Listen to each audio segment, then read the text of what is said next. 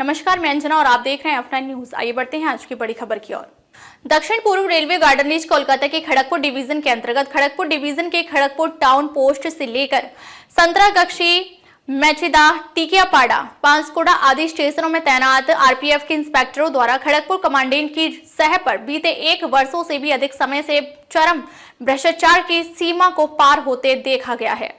Kharagpur division के RPF की भ्रष्टाचार की खबरें पहले भी F9 न्यूज कई बार दिखा चुका है, पर डीजी मनोज यादव कुंभकर्ण की नींद में सोए रहने के कारण खबर का शायद संज्ञान लेने में असमर्थ बताए जा रहे हैं, या फिर शायद मैराथन मुंबई की दौड़ में जाकर खुद को खड़गपुर डिवीजन के आरपीएफ के मुखिया के आगे बेच डाले हैं।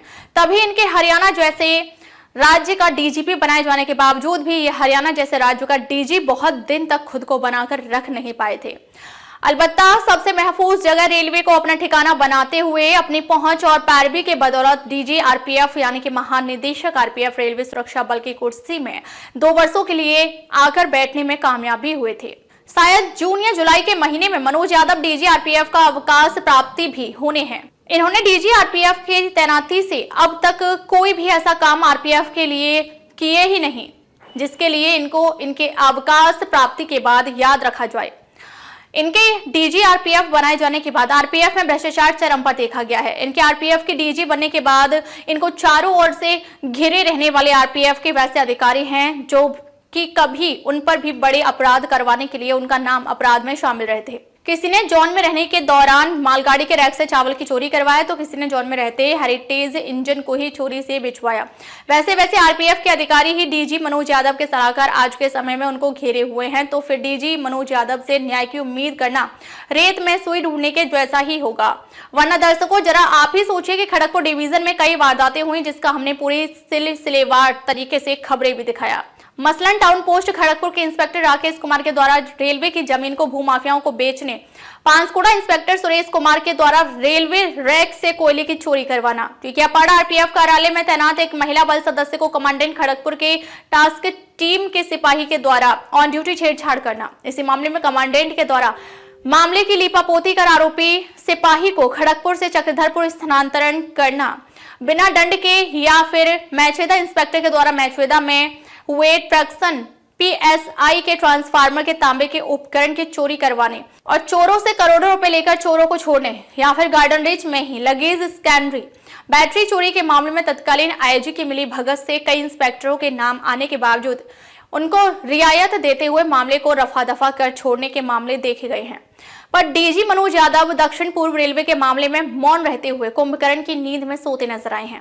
दर्शकों, बता दें कि मनोज यादव डीजी आरपीएफ के कार्यकाल के दौरान भ्रष्टाचार चरम पर देखे गए हैं। इनके कमांडेंट इनके पकड़ से बाहर देखे गए हैं, चाहे पंडित दीनदयाल उपाध्याय रेल मंडल का मामला हो, जहां शराब तस्करों के द्वारा 2 आरपीएफ के सिपाहियों को मारकर चलती ट्रेन से ही फेंक दिया गया था। इस मामले में 17 सिपाहियों को डीडीयू से हटाते हुए अन्य डिवीजन भेज दिया गया, पर कमांडेंट जतिन बी राज को डीडीयू से हटाया नहीं गया। उनको शराब तस्कर से रुपए लेकर शराब तस्करी से साठगांठ के लिए डीडीयू में ही छोड़ दिया गया। इनके कमांडेंट जो पूर्वोत्तर रेलवे यानी कि ईस्ट कोस्ट रेलवे के संबलपुर डिवीजन में तैनात थे, वे वसूलीबाज अपने साथ रखकर इंस्पेक्टरों से सीधे वसूली करवाते थे, जिसकी खबर हमने F9 न्यूज में दिखाई भी थी। और इसी मामले में डीजी मनोज यादव ने कार्रवाई करते हुए कमांडेंट संबलपुर को हटाते हुए कोलकाता पूर्व रेलवे के डीवाई सीएससी के पद पर स्थानांतरण पदस्थापना किए थे। पर दक्षिण पूर्व रेलवे गार्डन रीच कोलकाता के खड़गपुर डिवीजन में इतनी भ्रष्टाचार की खबरें आने के बावजूद डीजी मनोज यादव मौन हैं। साफ है, इस मामले में बीते महीने पूर्व मुंबई मैराथन की दौड़ में डीजी मनोज यादव गए हुए थे। वहां खड़गपुर के आरपीएफ के कमांडेंट भी गए हुए थे, दोनों मिले भी थे। साथ खड़गपुर डिवीजन से 2-3 ट्रॉली बैग भी साथ लेकर गए थे। वापसी में ट्रॉली बैग डीजी मनोज अपने साथ ले गए थे। तभी इतने बड़े अपराध खड़गपुर में होने के बावजूद अब तक कमांडेंट खड़गपुर अपनी जगह पर बने हुए हैं, और बने रहे भी क्यों ना।